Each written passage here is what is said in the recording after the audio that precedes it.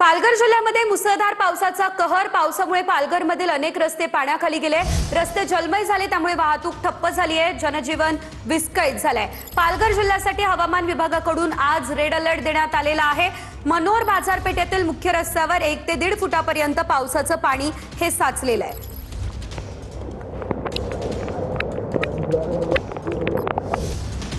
दादरच्या मीनाताई ठाकरे फुल मार्केट परिसरामध्ये झाड कोसळलेलं आहे. तर मध्यरात्री 2:15 ही झाड कोसळल्याची घटना घडलेली आहे. तर झाड कोसळतानाची सीसीटीव्हीची दृश्य देखील आता समोर आली आहे.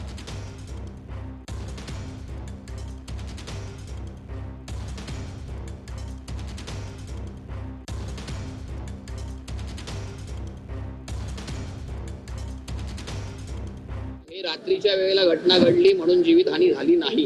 हेच जर ते थोडा उशिरा 4 नंतर झालं असतं ना, तर इथे 4 नंतर मोठ्या प्रमाणात वर्दळ असते. म्हणजे घाऊक व्यापारी आणि किरकोळ व्यापारी यांची मोठी गर्दी इथे असते.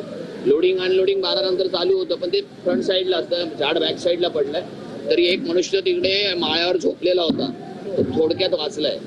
मला वाटतं की या सगळ्या गोष्टीचा गांभीर्याने महानगरपालिका प्रशासनाने विचार करायला हवा. आपल्यासोबत काही इथचे काम करणारे फुल विक्रेते आहेत, कामगार आहेत, जे या फुल मार्केटमध्ये काम करतात.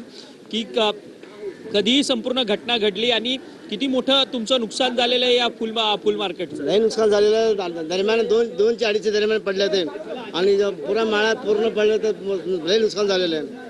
तरी फुल मार्केटमध्ये लई नुकसान झालं, तरी कुणाला काय झालं नाही. कृपया करून कुठल्या माणसाला काय झालं नाही. सगळ्या माणसं माळ्यावर झोपले होते, तरी कुणाला काय झालं नाही, काय नाही.